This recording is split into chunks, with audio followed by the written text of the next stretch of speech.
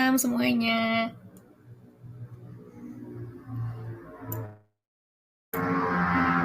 Oh, ternyata always muted. Sudah Halo Mbak kedengeran Egi. belum? Ya, sudah Mbak. Oke, malam Fir. Halo Malam malam Mbak semuanya.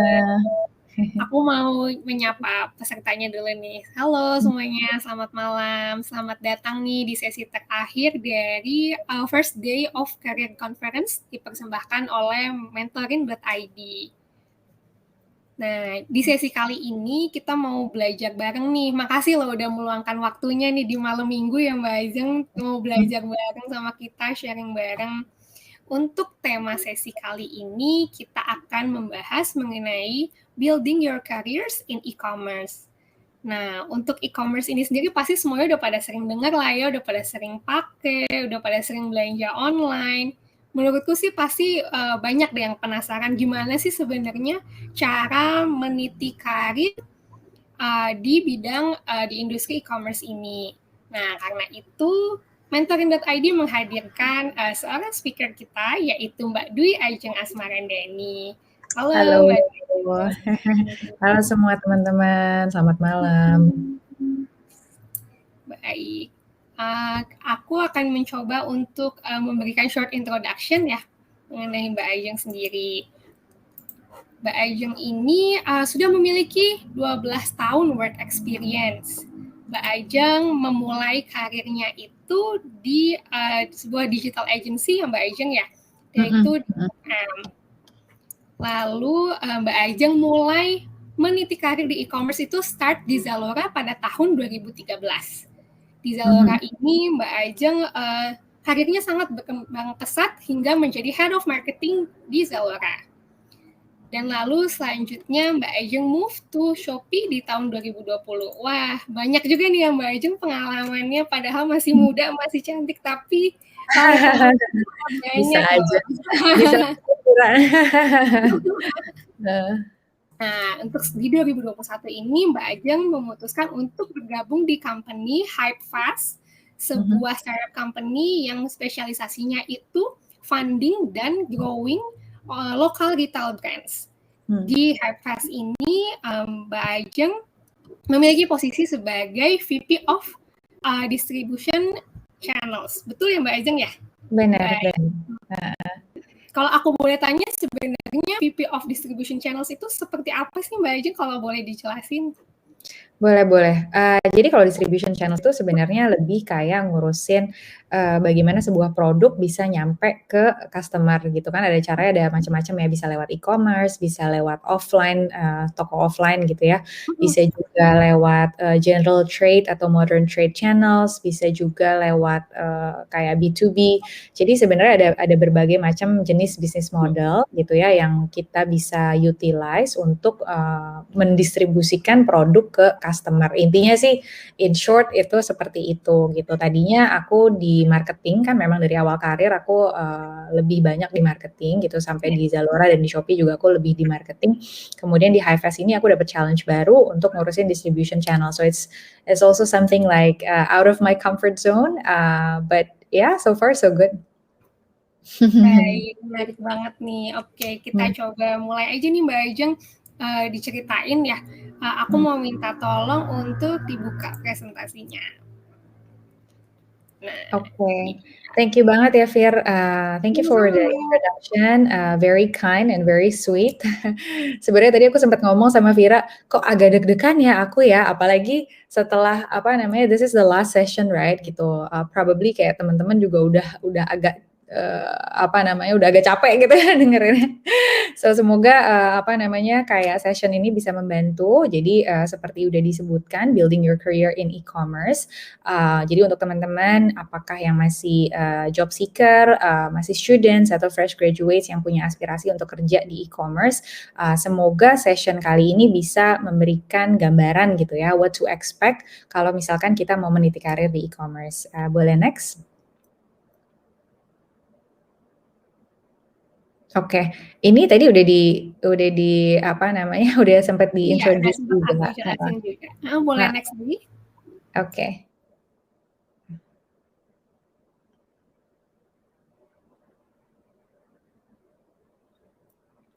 Itu masih typo ya? Ajeng ada E-nya di belakang. Mbak Dwi Ajeng Asmarandani ya sebenarnya nama lengkapnya ya Mbak. Ada Jadi buat typonya. teman-teman yang mau cari LinkedIn-nya, buat yang mau cari sosial medianya, nama lengkap Mbak Ajeng itu Mbak Dwi Ajeng Asmarandani. Oke, boleh di next lagi?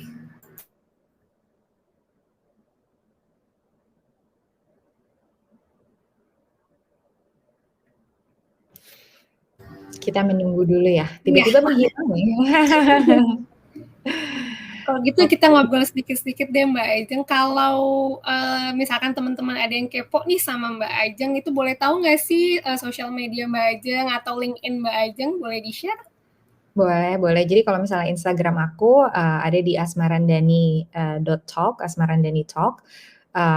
Biasanya sih kalau misalnya di Instagram aku juga banyak ngebahas tentang karir gitu ya, dan kebetulan aku emang suka bikin konten juga. Jadi konten-konten seputar karir, kayak career problems, terus kayak apa yang harus kita lakukan misalnya untuk menjadi lebih produktif, dan macam-macam sih. Tapi kayak sometimes aku juga ngomongin tentang burnout, stress management, productivity tips dan sebagainya gitu. So like if you guys are interested in that kind of topics, can also go to my Instagram. Ya banyak sih sharing di situ. Gitu. Kalau LinkedIn-nya linkedin.com/Dwi Ajeng. Gitu nama aku. Baik, thank you Mbak Ajeng. Silahkan dimulai sesinya. Terima kasih. Oke. Sama-sama Vira. Oke, langsung aja. Jadi di session kali ini ada beberapa topik gitu ya, agenda yang mau aku bahas di sini. Yang pertama tentang e-commerce industri di Indonesia gitu. Jadi ini sebagai background, sebagai konteks dulu, e-commerce industri di Indonesia tuh seperti apa. Terus yang kedua, how does it like to work in e-commerce? Mungkin teman-teman di sini yang punya aspirasi untuk bisa kerja di e-commerce, pengen tahu sebenarnya kayak kerja di e-commerce itu kayak gimana sih, what to expect, ya kan? Terus yang ketiga, what is needed to be able to work in an e-commerce. Jadi kalau misalkan kita mau berkarir di e-commerce, apa aja sih yang kita butuh untuk persiapkan gitu. Nah, kemudian nanti ada bonus tips juga. I added like some extra topic. How can I prepare my skill set for the job? Gitu. Oke, boleh next. Nah, yang pertama, what makes ID Indonesia is a hotbed for the e-commerce industry. Jadi kenapa sih Indonesia ini adalah tempat yang baik gitu ya untuk pertumbuhan e-commerce industri. Yang pertama tentunya dari growing ekonomi kita gitu ya. Di Indonesia kan seperti yang kita tahu populasinya banyak banget ya. Ada lebih dari 260 juta populasi manusia gitu di Indonesia, dan GDP per kapita kita juga growing terus gitu. Expected to reach hampir 6.000 USD gitu ya GDP-nya by 2022. Dan di Indonesia juga middle class population itu expanding. Jadi semakin banyak orang yang masuk ke golongan middle class gitu kan. Dan over 31 million gitu ya, 31 million users are shopping online gitu. Kemudian dari sisi internet penetration di Indonesia juga high banget gitu ya. Considering betapa besarnya populasi di Indonesia, ada 42% yang udah punya akses ke internet gitu. And the number will further grow sampai ke 50% by 2022. Nah, yang terakhir adalah high mobile usage. Jadi walaupun mungkin majority of population di Indonesia itu tidak memiliki akses ke komputer ataupun laptop, tapi banyak sekali orang yang udah punya mobile phones gitu, dan mereka terakses terconnect dengan internet melalui mobile phones-nya gitu. Jadi high mobile usage ada lebih dari 55% orang yang udah belanja online gitu ya. Tadi kan disebut tuh di atas yang growing economy ada lebih dari 31 juta users yang udah shopping online. Nah, dari 31 juta ini 55%-nya itu belanja online dari mobile phones gitu, dan the number keep growing gitu. Jadi there's massive potential di Indonesia untuk si online e-commerce inilah gitu. Terutama setelah pandemi, jadi kan semakin terakselerasi juga ya e-commerce, karena kan kita punya keterbatasan untuk belanja offline sejak pandemi gitu, sehingga tadinya mungkin orang-orang yang nggak biasa belanja online, akhirnya mereka pindah dan harus ngerti gitu belanja online gitu. Boleh next.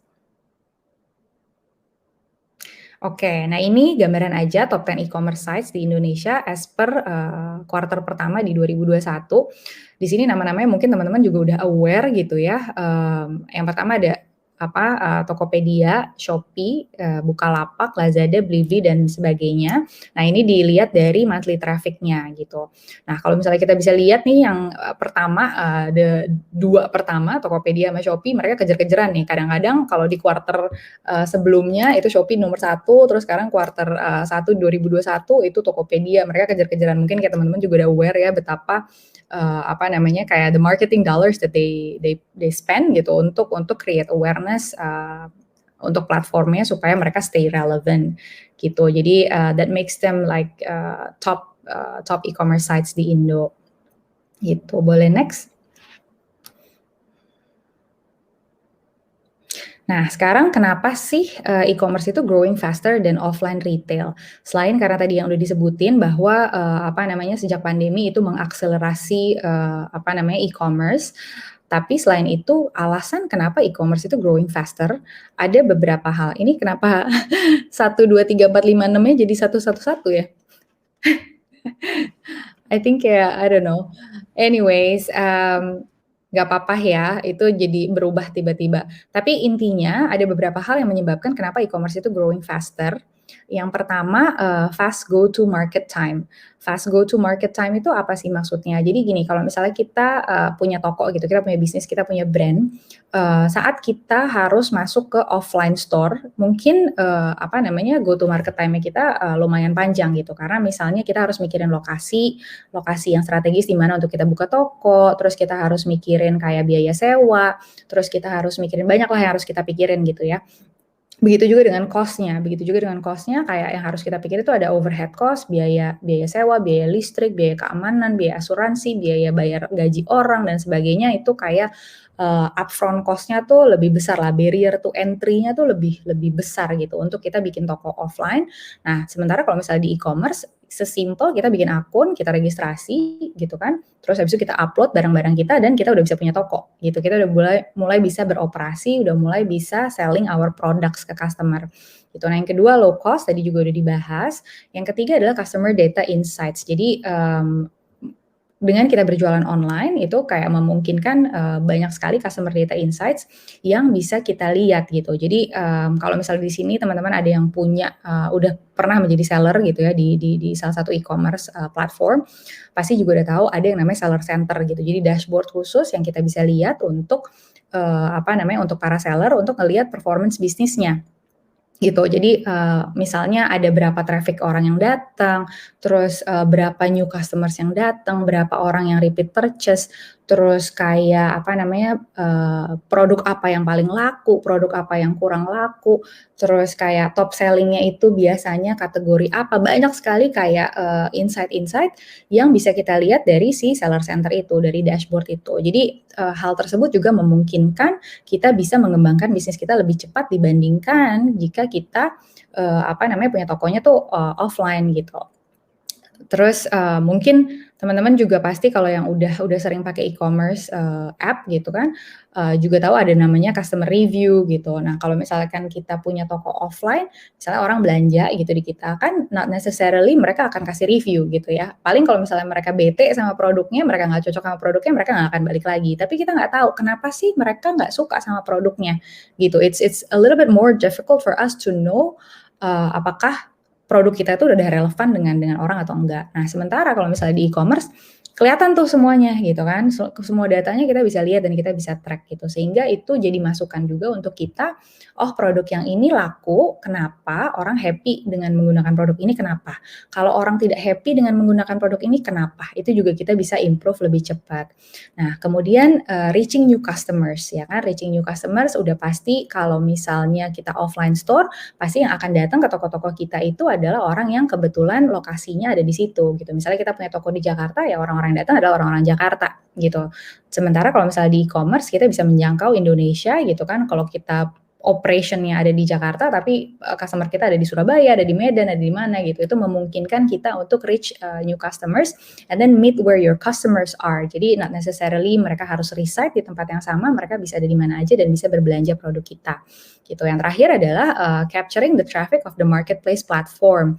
Jadi tadi yang udah disebutkan kalau misalkan all these marketplaces mereka tuh spend a lot of marketing dollars untuk drive traffic ke mereka punya platform. Nah, kita sebagai seller atau kita yang punya brand atau kita punya bisnis, kita bisa capture traffic itu gitu. Jadi trafficnya is already there, the customers are already there. Tinggal gimana caranya kita bisa offering produk yang relevan gitu. So all this pointers itu yang menyebabkan kenapa e-commerce itu growing really fast gitu dibandingkan dengan offline retail. Boleh next?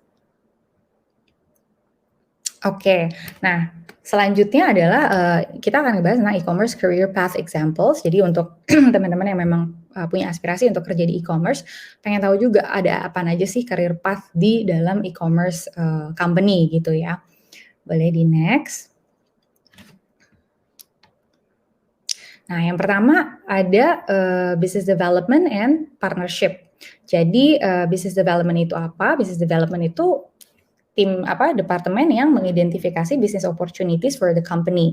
Jadi improving and growing a business by establishing relationship dengan pihak lain. Apakah pihak lainnya itu supplier kayak misalnya si seller-seller atau dengan vendor atau dengan partner lain. Jadi intinya adalah kalau di business development and partnership kita harus identify business opportunity dengan meng-establish relationship dengan pihak lain gitu. Nah, kemudian ada juga marketing. Kalau marketing itu intinya adalah merancang dan mengimplementasikan konsep untuk meningkatkan jumlah customer. Nah, marketing itu sendiri ada dua tipe. Yang pertama adalah performance marketing. Jadi performance marketing itu yang lebih lebih terukur gitu, yang kedua non-performance marketing. Performance marketing sendiri branches-nya tuh ada banyak. Jadi dari mulai kayak paid ads atau kayak ngurusin iklan, apakah iklan di Facebook, di YouTube, di Google, di TikTok, whatsoever gitu ya. Kita spending iklan terus kita mau tahu ROI kita berapa. Terus habis itu ada SEO atau Search Engine Optimization, ada juga CRM atau Customer Relationship Management. Pokoknya ada banyak lah di dalam performance marketing.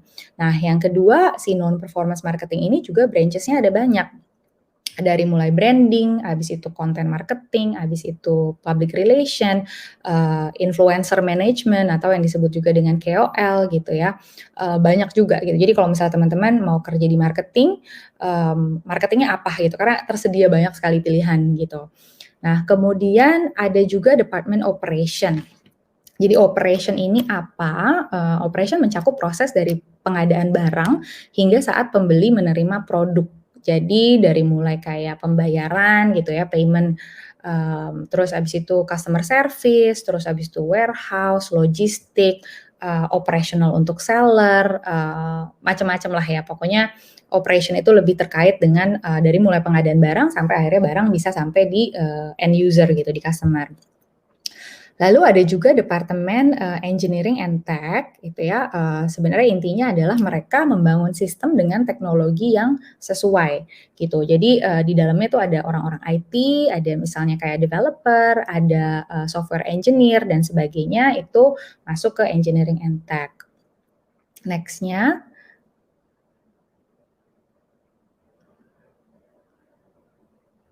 Oke, selanjutnya ada data science and analytics. Jadi kalau data science itu pada prinsipnya mereka membangun dan menganalisis data untuk memecahkan business problems. Jadi mereka propose kayak appropriate business metrics untuk bisa measure business performance gitu. Jadi tentunya dengan abundant data yang tadi kita bahas gitu ya, banyak sekali data yang kita bisa track dari customer gitu. Nah, tentunya data ini harus kita analisa gitu. Kita harus tahu sebenarnya customer itu sukanya apa, nggak sukanya apa, experience mereka seperti apa, engagement-nya mereka bagus apa nggak. Semua itu pasti akan dilihat gitu kan, dan kita ukur menggunakan business metrics tertentu. Lalu itu akan memberikan insight terhadap improvement apa saja yang harus kita lakukan dan bagaimana kita bisa meeting customer demand gitu. Nah, jadi itu adanya di data science and analytics. Di bawahnya juga ada business intelligence, sama ada kayak yang suka bikin report dan analisa kayak gitu. Nah, selanjutnya adalah product management. Kalau produk di sini adalah lebih terkait sama, platformnya gitu, platform. Jadi kan kalau misalnya e-commerce, atau marketplace gitu ya, produknya mereka tuh adalah teknologinya mereka. Jadi aplikasinya mereka, website-nya mereka gitu, fitur-fitur di dalamnya. Jadi, orang-orang, produk di sini itu mengimplementasikan strategi, roadmap, dan fitur yang memang align dengan business goals-nya gitu. Jadi misalnya fitur yang harus dikeluarin apa, kayak contoh sekarang kan semua marketplace tuh punya live stream ya, kayak si, apa namanya, ya banyak lah nggak usah aku sebutin namanya, tapi kayak masing-masing tuh udah punya live streaming sendiri di dalamnya. Nah, fitur live streaming itu juga kan terkoneksi sama banyak hal ya. Jadi, untuk bisa ngebuat fitur itu juga nggak gampang dan harus di-maintain, terus habis itu kita lihat juga performance-nya kayak gimana, supaya kita bisa tahu apakah ini relevan apa enggak sama customer, apakah customer suka pakai, dan bagaimana fitur-fitur tersebut membantu customer untuk bisa mendapatkan pengalaman belanja yang lebih baik, kayak gitu. Nah, terus ada HR, legal, sama finance. Kalau misalnya ini it's pretty straightforward dari namanya. Kalau HR pasti berhubungan sama SDM ya, sama sumber daya manusia, gimana caranya memenuhi kebutuhan karyawan gitu kan, supaya bisa, function dengan baik gitu ya di perusahaan. Kalau legal mungkin lebih terkait sama compliance kayak gitu. Finance tentu saja terkait sama, keuangan perusahaan gitu. Jadi nge-planning, cost, managing the spending, managing the funds dan sebagainya gitu. Nah, departemen-departemen ini mungkin punya penamaan yang berbeda-beda dari satu company ke company lainnya gitu. Tapi ini hanya sebagai gambaran aja, sebagai contoh bahwa ada departemen-departemen ini nih di e-commerce platforms gitu. Begitu, boleh next? Oke.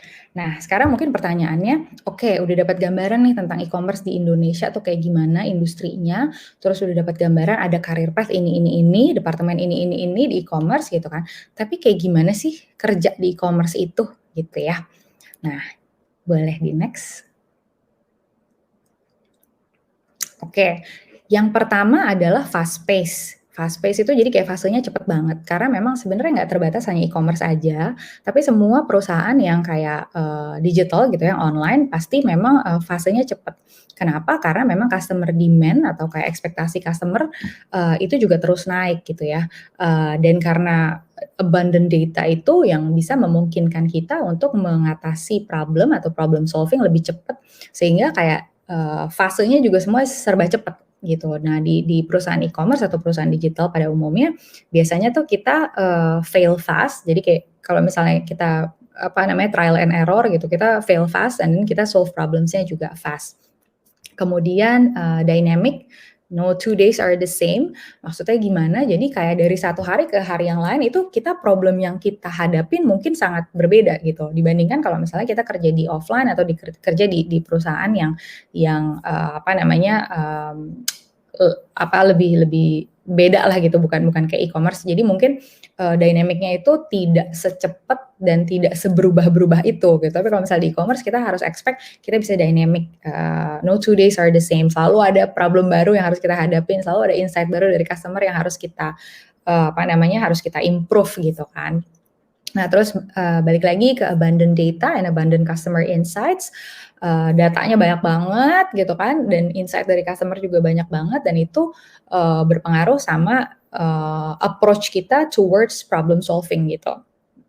Kemudian, yang terakhir adalah, typically kalau di e-commerce itu, flat organization ya, karena kan memang kayak dari secara demografi juga orang-orangnya orang-orang yang lebih muda gitu kan, hierarkinya juga tidak sekaku itu. Mungkin kalau dibandingkan dengan perusahaan yang udah well established, yang udah lebih lama, itu hierarkinya sudah lebih jelas gitu kan, kayak misalnya kalau kita staff biasa kayaknya nggak mungkin punya akses ngobrol sama CEO gitu, atau ngobrol sama VP atau sama siapa, itu kayaknya agak lebih susah gitu ya. Tapi kalau misalkan di e-commerce karena typically dia flat organization, jadi structure tetap ada, namun karena semua yang serba cepat dan demografinya juga rata-rata relatively young gitu ya, jadi organization-nya lebih flat. Kesempatan kita untuk bisa ngobrol sama orang yang mungkin levelnya C-level atau, yang di manajemen, kita bisa punya akses lebih, kita bisa terekspos dengan mereka, jadi lebih banyak belajarnya gitu.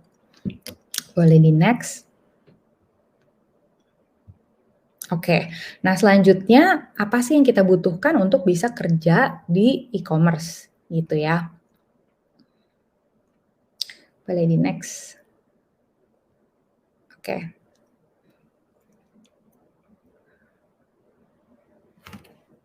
Nah, yang pertama, tentunya kita harus know yourself first gitu ya. Kita harus tahu diri kita sendiri dulu gitu. Jadi, sebelum kita lompat mikir kayak, "Gue mesti ngapain nih? Gue mesti nyiapin apa nih?" Kita cari tahu dulu sama diri kita sendiri gitu.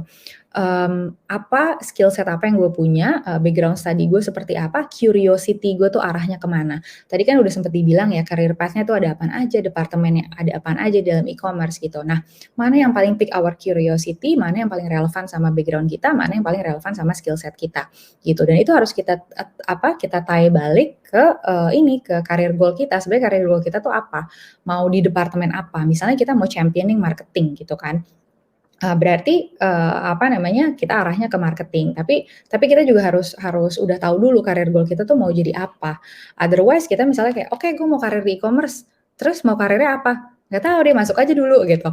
That's going to be a little bit more difficult dibandingkan kita udah tahu, arah yang kita tuju gitu. Sehingga kalau kita udah punya arah yang kita mau tuju, kita udah punya direction yang jelas, whatever problems yang akan come in our way, itu kita lebih well prepared lah, kayak gitu. Yang kedua adalah, you can handle a lot of pressures. Nah, tadi seperti yang dibilang kalau kayak, no 2 days are the same dan kayak, problem solving-nya juga lebih cepat, customer demand-nya juga, tinggi, kayak gitu-gitu. Sehingga, kita harus able untuk bisa handle a lot of pressures gitu, karena akan banyak sekali request dari departemen lain, akan banyak sekali request yang harus kita tanganin cepet gitu kan. Otherwise kita bakal ketinggalan gitu. Kalau misalnya kita nggak bisa overcoming problems dengan cepat, kita nggak bisa meet the customer demand, dan orang-orang akan pergi ke platform lainnya gitu. Jadi benar-benar kita harus bisa handle a lot of pressures gitu. Yang ketiga adalah you're passionate about decoding customers demand, sama kita harus bisa inovatif. Jadi, yang penting adalah kita tuh harus suka dulu, kita harus passionate dulu, kita harus setidaknya kita punya curiosity lah, kita punya curiosity untuk memahami customer itu maunya apa sih, gitu. Nah, kalau misalkan kita bahkan nggak peduli gitu customer maunya apa, then it's gonna be difficult because like it's all about customer data, it's all about bagaimana kita memahami customer lebih baik sehingga kita bisa come up dengan solusi-solusi yang baru, yang inovatif gitu kan. Next steps-nya juga bisa kita plan setelah kita udah mengerti apa yang customer mau gitu. Jadi setidaknya kita harus punya curiosity ke situ dulu, kayak karena at the end of the day no business will be sustainable kalau misalnya kita nggak punya customer gitu kan. No matter misalnya kayak produk kita keren banget, harganya bagus, apa segala macam, kalau nggak ada customer-nya then ya bisnisnya nggak jalan gitu. Jadi, kita harus passionate dulu dengan, understanding si, customer demand ini gitu. Yang terakhir adalah agile dan nggak baperan. Jadi kalau misalnya, di sini karena semuanya serba cepat, problem saya juga lebih lebih kompleks gitu ya, kita dituntut untuk agile. Agile itu apa? Agile itu kayak we are able to move quickly gitu kan. Jadi, kalau misalnya kita ada, situasi yang baru ya kita harus cepat adaptasi, kita harus bisa cepat, problem solve juga gitu. Nah, mungkin bekerja di e-commerce ini it's not for everyone juga gitu ya, karena kan, tiap orang punya preference beda-beda. Mungkin ada orang yang lebih suka hierarki yang jelas, terus kayak prosedur, prosedur yang lebih jelas gitu kan. Nah, bukan berarti di e-commerce itu prosedurnya nggak jelas tapi kayak semua serba cepet gitu. Jadi, kita emang harus cepet-cepet bisa adaptasi dan nggak boleh terlalu kayak dwell di suatu problem gitu kan, terus yang kayak, "Kenapa ya nih kayak gini?" Terus kayak, dwelling in one problem because like there's gonna be a lot of more problems gitu coming our way, so that we need to like stay focused and then kayak ya udah kita adjust aja terus, kayak gitu. Boleh di next? Oke. Nah, ini yang terakhir adalah bonus tips. Jadi how can I prepare my skill set for the job, gitu ya. Next.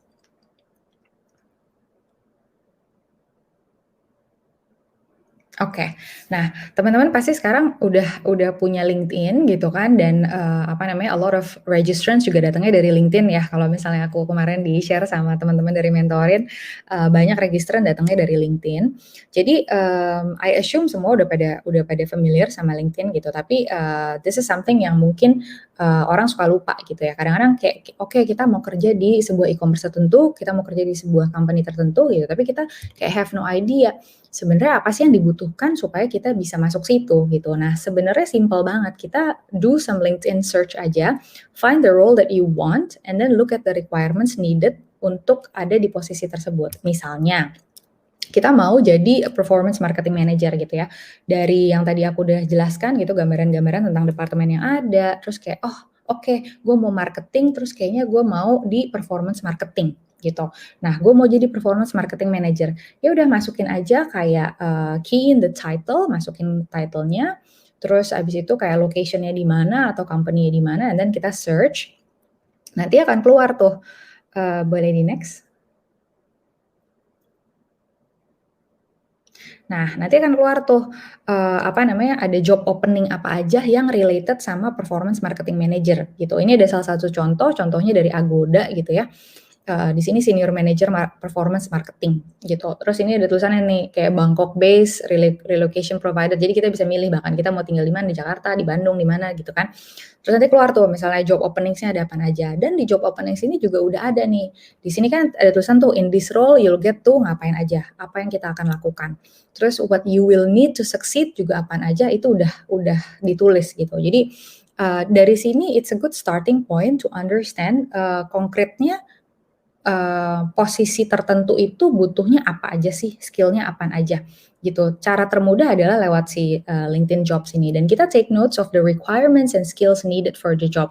Even I still do it gitu ya, kayak, kalau misalnya aku mau research tentang sesuatu, tentang sebuah posisi dan aku nggak tahu ini posisi ini sebenarnya mereka ngapain aja ya gitu kan, either itu just to educate myself untuk bisa relate sama seseorang, kalau misalnya aku business meeting sama seseorang dan aku nggak tahu kayak, kalau posisi ini mereka ngapain aja ya gitu, and then I will do, I will do, simple LinkedIn research dan ngelihat kayak, oh oke berarti orang ini gini gini gini nih gitu kan, and then from there biasanya aku bisa lebih relate sama mereka, jadi communication yang aku lakukan akan lebih, relevan lah sama mereka, kayak gitu.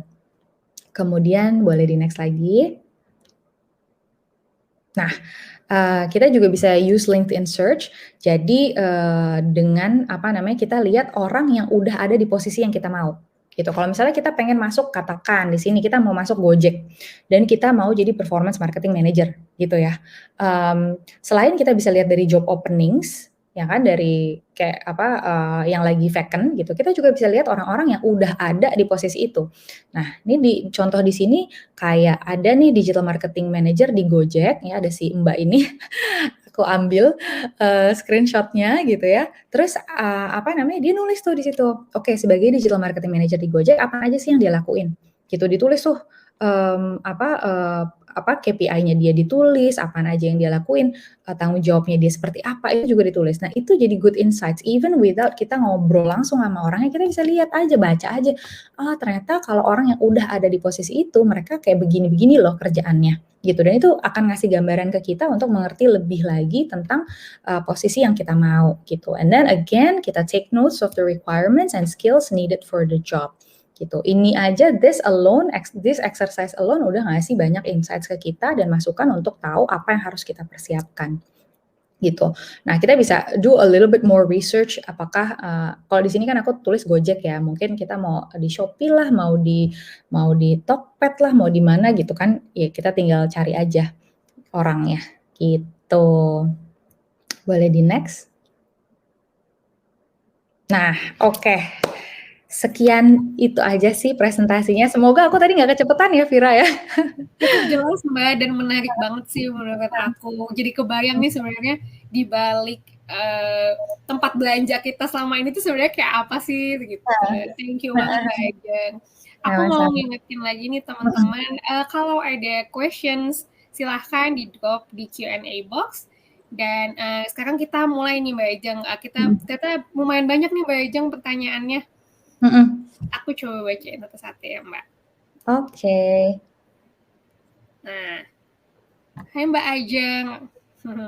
Apa sih watch out yang harus dihindari kalau supaya karir kita di e-commerce itu bisa take off smoothly? Oke, oke. This is a good question. Thank you for the question, Anonymous. Oke, apa namanya, watch out mungkin, ini kayak hal-hal yang harus dihindarin ya. Jadi sebenarnya, kalau aku sendiri gini, when it comes to working for e-commerce or any kind of like online companies in general gitu ya, kita nggak bisa tahu semuanya, semua variabel yang ada saat kita pertama kali mulai. Gitu. Jadi memang yang tadi balik lagi ke yang aku ceritain, kita harus bisa agile, kita harus bisa cepat adaptasi gitu.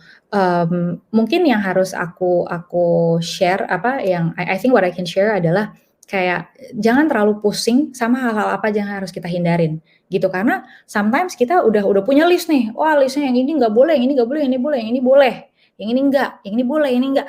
Kadang-kadang tuh jadi pusing. Padahal terus pas kita udah masuk ke kerjaan, ada lagi nih yang baru-baru gitu yang kayak, kok gue nggak anticipate yang ini apaan ya, kayaknya kemarin gue nggak diceritain nih gitu. Nah, kalau misalnya kita terlalu pusing sama kayak apa aja yang harus kita hindarin, apa aja yang harus kita lakuin, kayak gini, akhirnya kita kayak lose focus gitu. Menurut aku sebenarnya mindsetnya adalah kita harus terbuka dulu, kita harus terbuka sama whatever comes in our way, we are here to learn gitu. That's why it's really important for us to have a goal gitu. That's why it's really important for us to have a direction. Directionnya kita mau kemana. Jadi whatever comes our way, begitu kita udah punya direction, kita udah punya purpose yang jelas, kita akan lebih bisa memanage itu gitu. Jadi kayak oke, nggak apa-apa, ada problem baru, ada hal baru yang gue dapat gitu ya. Tapi gue mau ke arah sana nih gitu. Jadi kita nggak terombang-ambing gitu. Jadi sebenarnya mindsetnya kita harus terbuka dengan apapun yang datang. Nah, namun kalau misalnya kayak mau cari tapi baseline-nya apa dulu deh? Baseline-nya yang gue mesti hindarin apaan? Sebenarnya baseline yang harus dihindarin, hal-hal yang harus dihindarin mungkin pertama adalah baper. Adalah baper.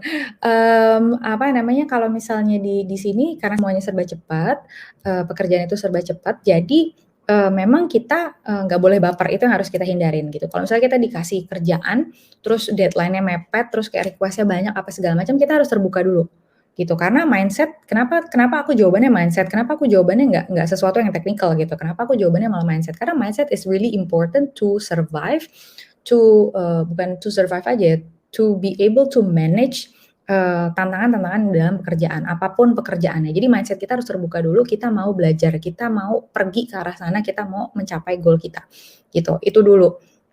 Nah, yang harus dihindarin mungkin, itu, apa namanya, baperan, sama bersikap, close minded gitu ya, dalam arti kayak kita nggak nerima, pendapat orang lain gitu.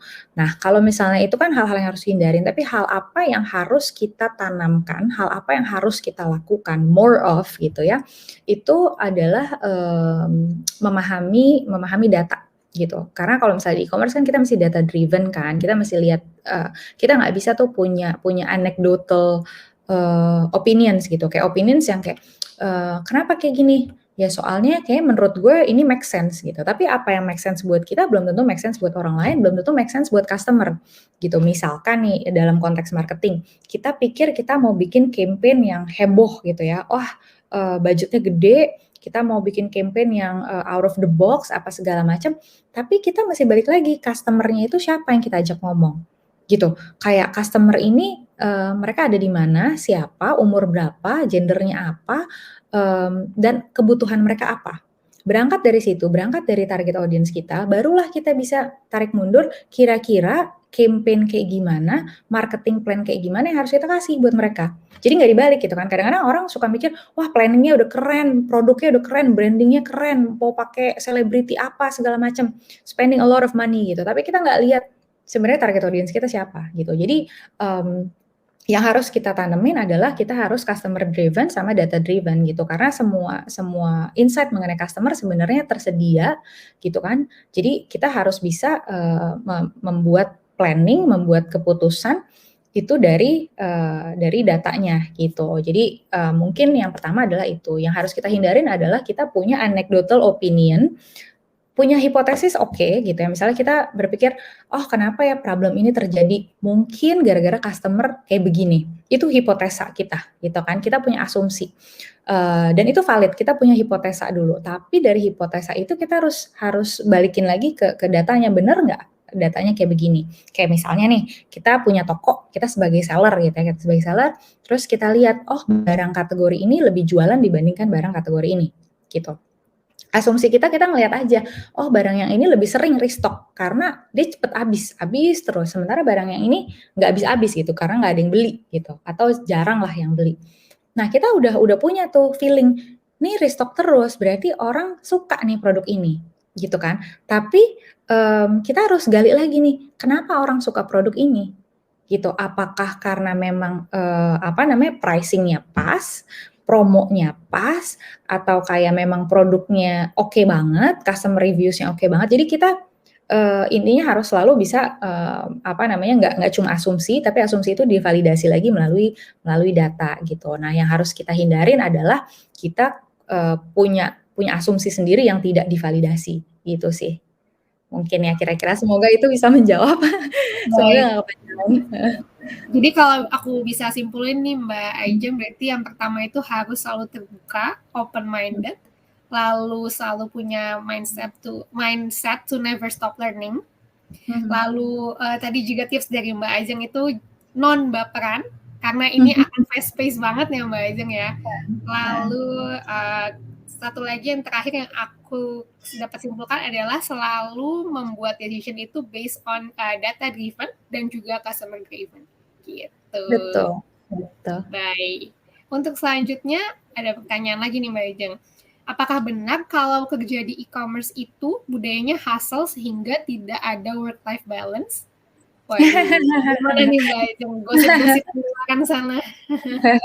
Oke. Nah ini sebenarnya kayak I think, apa namanya, udah common ya, maksudnya dalam arti kayak orang udah banyak yang tahu, orang udah banyak denger juga, oh kalau misalnya kerja di e-commerce nggak ada work life balance gitu. Nah sebenarnya itu semua relatif, jadi balik lagi ke definisi work life balance. Kalau kebanyakan orang konsep yang established gitu ya di luar sana, kayak work life balance itu tergantung sama berapa jam yang kita alokasikan untuk bekerja, dan kita udah nggak ada, maksudnya kayak semua, our waking hours gitu ya, itu semuanya buat kerja gitu.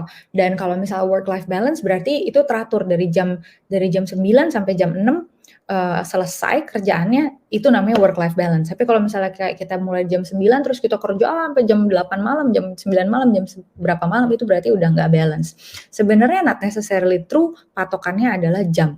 Not necessarily true kalau misalnya patokannya adalah, waktunya gitu.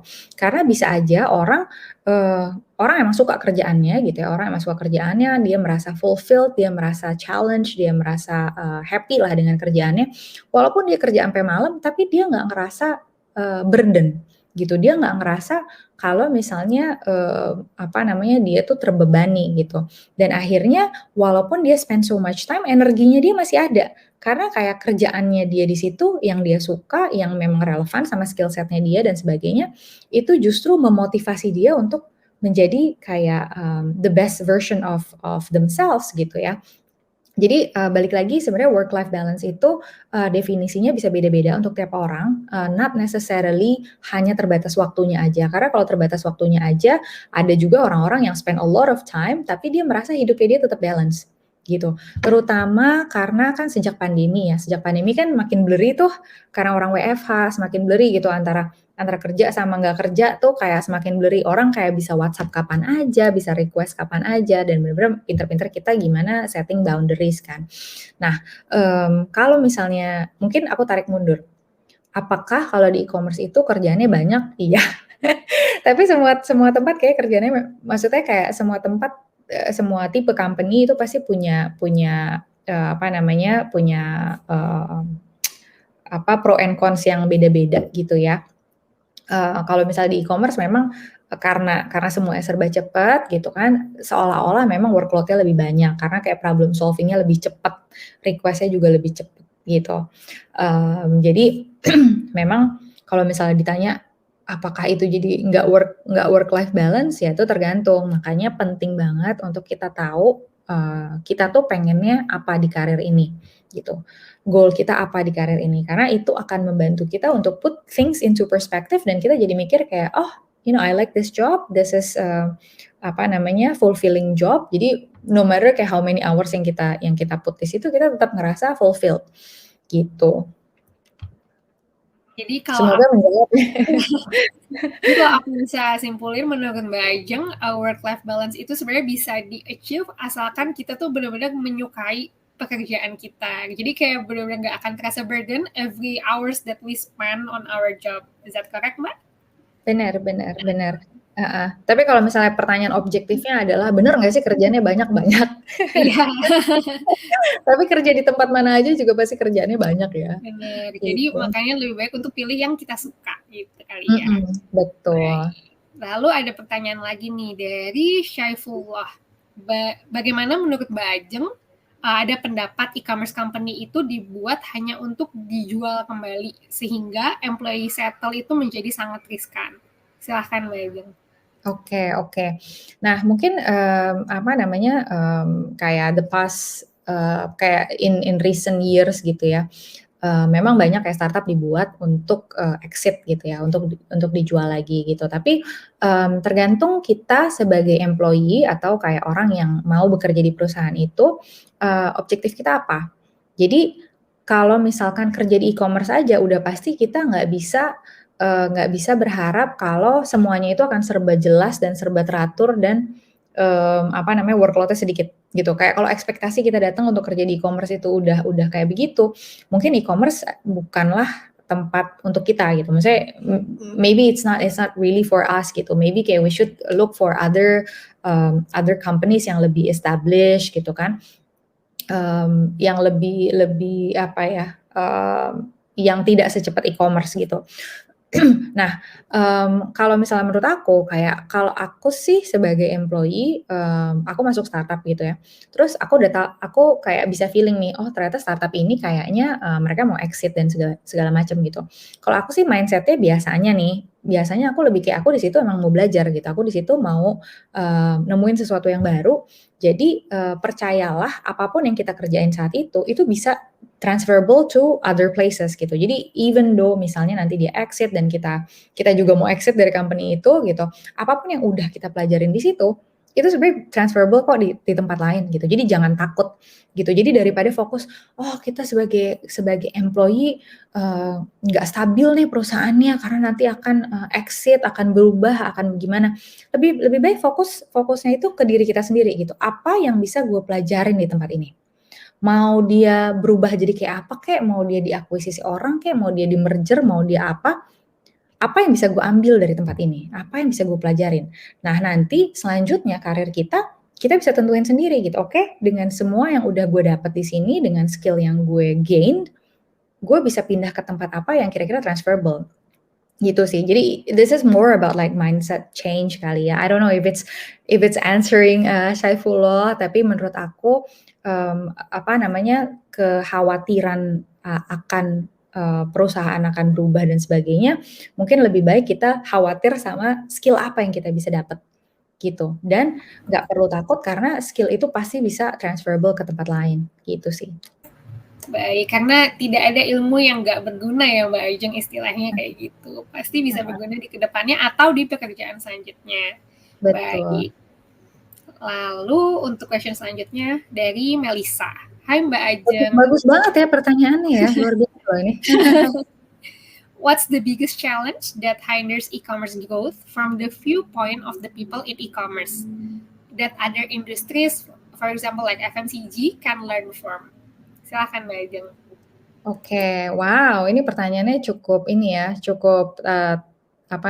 kayak I think like Melisa has a good overview lah tentang bekerja di e-commerce gitu. So I assume Melisa ini pasti udah bukan job seeker, udah bukan fresh graduate, pasti dia udah punya overview yang bagus tentang kerja di e-commerce dan lainnya gitu ya.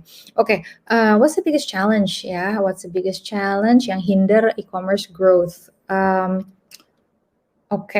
Mungkin ini based on my reflection ya, based on my own experience. I think yang yang bisa di-improve lebih baik lagi adalah, ini sih, adalah, struktur, communication kali ya, di dalam perusahaan. Jadi kayak lebih kayak prosedur di dalam perusahaan, e-commerce. Karena mungkin aku bisa salah gitu ya, tapi ini kan aku basing on my own experience. Jadi karena fasenya itu serba cepat, biasanya orang itu lebih freestyle gitu. Saat mereka punya masalah satu, mereka lebih freestyle untuk approach sebuah masalah gitu. Jadi there's no pakem yang jelas untuk menghadapi sebuah masalah. Mungkin agak sedikit berbeda kalau di other industries yang lebih established, itu karena dari, years of establishment-nya aja udah jauh lebih panjang, gitu kan. Jadi kalau bisnis yang udah beroperasi jauh lebih lama, mereka udah tahu nih, oke kalau problem ini, solusinya ini, prosedurnya kayak begini. Problem ini, solusinya begini, solusinya seperti ini, maka prosedurnya kayak begini dan seterusnya gitu. Karena years of establishment-nya juga jauh lebih panjang sehingga mereka bisa mengantisipasi lebih baik. Nah, kalau e-commerce kan biasanya rata-rata tuh memang, belum terlalu panjang ya, masa beroperasinya gitu. Sehingga mereka masih banyak kayak trial and error gitu. Nah, mungkin menurut aku yang bisa membantu, yang bisa hinders e-commerce growth itu kalau orang-orang kayak orang-orang merasa mereka tidak tahu apa yang mereka harus anticipate gitu. Jadi, mungkin terutama karena demografinya juga banyak kan, anak-anak muda gitu ya. Satu gayanya mereka freestyle, 2, years of experience-nya juga belum terlalu banyak sebagai company, sehingga mereka belum bisa mengantisipasi, problem dengan prosedural yang jelas gitu kan. Nah, jadi yang kayak gitu itu kadang berpengaruh sama mentality of employees-nya. Gitu. Nah jadi menurut aku sangat penting untuk kita benar-benar mikirin, employees, kayak people operation supaya mereka lebih merasa di-support gitu kan, mereka merasa kalau kayak, mereka tidak merasa, kadang-kadang tuh kalau yang aku dengar dari orang-orang, kerja di e-commerce tuh suka nggak jelas gitu, kayak ekspektasinya kayak begini tapi gue nggak dibimbing atau apalah, ada kayak gitu-gitunya gitu. Jadi so I think kayak people operation juga harus menjadi fokus sih, di e-commerce gitu, di e-commerce companies. This is my personal my personal point of view gitu. Karena kalau misalnya people are not happy, terus kayak turnover-nya tinggi, kita nggak bisa retain employees, akan susah untuk sebuah company untuk bisa beroperasi yang sustainable gitu. Kalau orang-orangnya pada bete terus pindah yang kayak gitu-gitu. Jadi kayak menurut aku, banyak sekali frustration itu datang dari kurangnya prosedur yang structured sih, gitu. Mungkin itu ya the biggest challenge for now. Tapi again kalau kita balikin ke nature of e-commerce, ya karena belum selama itu. Jadi kayak memang prosedurnya masih dibangun gitu, awal-awal. Tapi kayak that's one of the things yang kita harus perhatiin lebih sih, kayak people operation, ya mungkin kira-kira gitu ya. Melisa jawab apa? Berarti kalau bisa aku simpulkan Mbak Ajeng, itu yang pertama itu adalah how lebih di-manage lagi untuk structural communication-nya inside the organization itself, dan juga gimana caranya supaya istilahnya biar people inside the company itself tuh lebih happy, lebih aspirasi lebih didengar, semacam itu mungkin ya Mbak Ajeng. Benar. Thank you Mbak Ajeng. Nah ini masih ada pertanyaan lagi nih Mbak Ajeng. Hai Mbak, aku masih agak awam dengan e-commerce. Bagaimana perspektif karirnya di e-commerce versus di company yang non-startup? Perspektif karir, oke, ini menarik. Kalau misalnya perspektif karir, I think di tempat mana aja itu bagus ya. Maksudnya, apakah e-commerce itu punya prospek yang lebih baik dibandingkan prospek di tempat lain, itu not necessarily true. Jadi menurut aku balik lagi gini, prospek karir kita itu bagus apa enggak bukan tergantung dari company-nya, tapi tergantung seberapa cocoknya, seberapa relevannya karir tersebut sama kita. Karena gini, kalau misalnya katakan, oh jadi software engineer tuh sekarang lagi on demand banget, semua orang maunya ke situ. That's true, kalau misalnya kita lihat dari secara industri, apapun yang tech related gitu ya, engineering, there are more jobs than people. Jadi itu, cenderung karena misalnya kebutuhannya lebih banyak sementara orangnya cuma sedikit, talent-nya cuma sedikit, otomatis harganya lebih mahal gitu kan. Orang-orang yang kerja di engineering pasti kayak harga mereka lebih mahal karena emang orangnya dikit gitu kan. Jadi, ya kayak hukum ekonomi aja kalau misalnya kayak lebih banyak demand dibandingkan supply-nya, ya pasti harganya naik gitu kan. Nah, apakah itu disebut prospektif? Yes, itu prospektif. Tapi kalau misalnya kita balikin ke individual prospeknya kita sendiri, apakah gue mau jadi engineering? Misalnya nih, aku orangnya marketing banget gitu kan. Terus aku tahu nih, oh prospek karirnya yang bagus di engineering. Apakah itu berarti, oke yaudah gue jadi engineer aja deh. Padahal sebenarnya kayak, hey, saya tidak suka coding gitu kan. Saya sukanya ketemu orang, saya sukanya bikin campaign, bikin promo atau apa kayak gitu. Tapi kayak karena di situ prospeknya bagus, oke saya akan ke sana gitu. Jadi not necessarily true.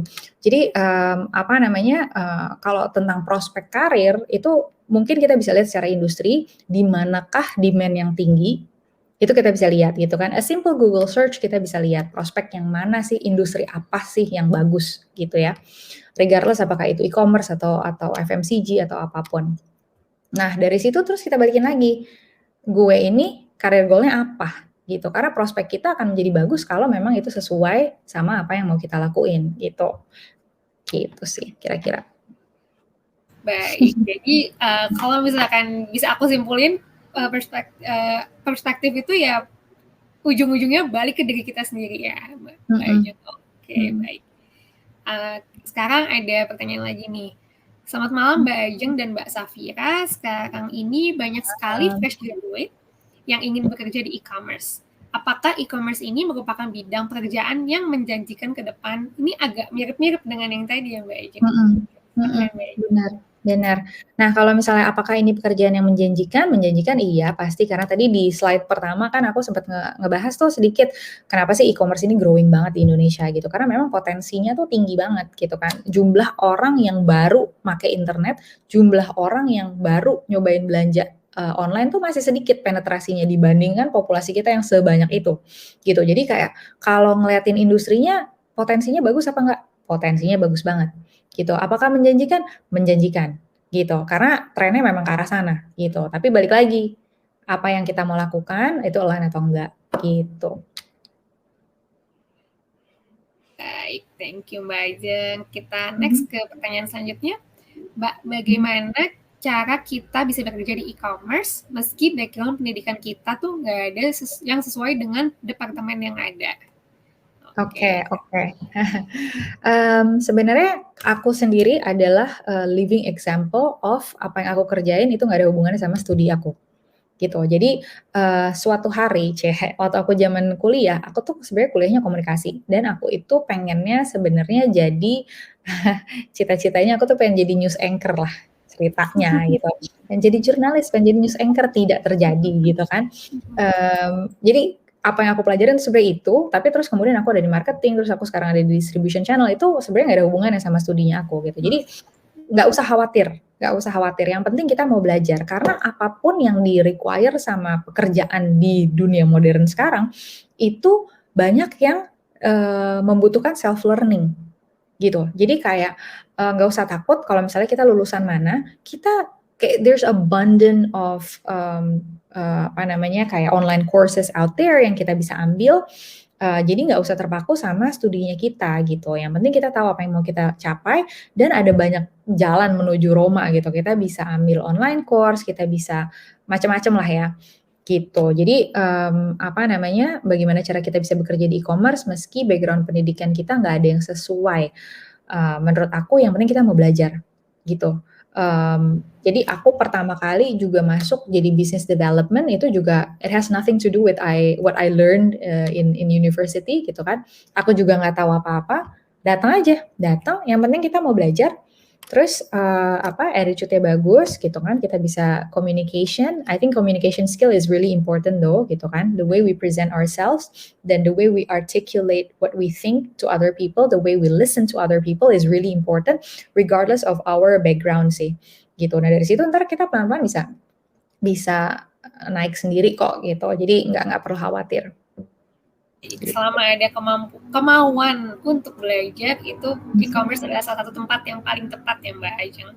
Betul. Oke, selanjutnya data analytics itu seringkali disebut-sebut saat berbicara tentang e-commerce. Di mana sih Mbak bisa mengasah kemampuan data analytics ini? Oke. Untuk bisa mengasah kemampuan data analytics sebenarnya kalau ditanya di mana, banyak banget ya sekarang online courses yang tadi aku juga mention gitu kan. A simple Google search kayak belajar data analytics, wah itu pasti search result-nya udah langsung banyak. Ya nggak usah daftar online course, kita masuk ke YouTube aja tuh udah banyak banget. Kayak maksudnya video-video gratis yang kita bisa konsumsi gitu kan. Nah, jadi sebenarnya kalau untuk mengasah kemampuan data analytics, yang pertama kita harus punya datanya dulu. Jadi, karena kalau misal datanya nggak ada, apa yang mau kita analisa gitu kan. Nah, bisa sesimpel kayak pasti semuanya udah punya Instagram gitu kan.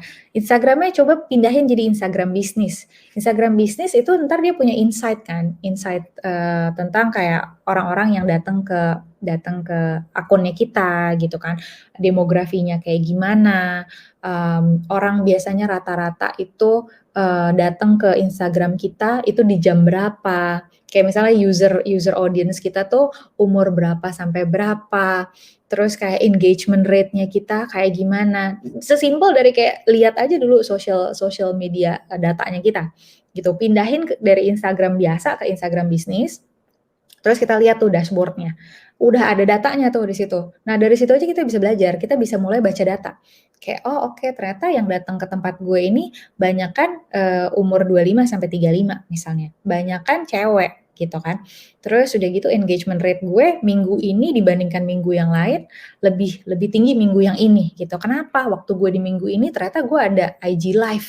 Ternyata gue nge-post sesuatu yang ngebahas tentang misalnya tentang burnout gitu. Oh ternyata orang suka nih sama topik gue yang ini.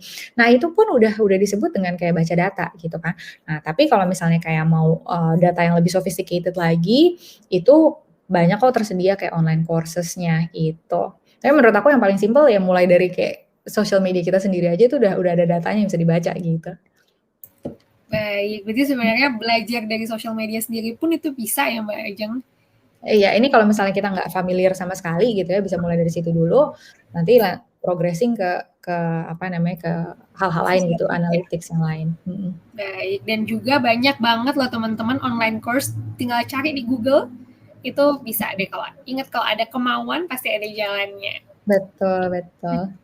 Baik Mbak Ajeng, ternyata udah 1 jam nih kita ngobrol-ngobrol sama Mbak Ajeng. Terima kasih banyak atas sharingnya. Sama-sama Kira. Thank you teman-teman.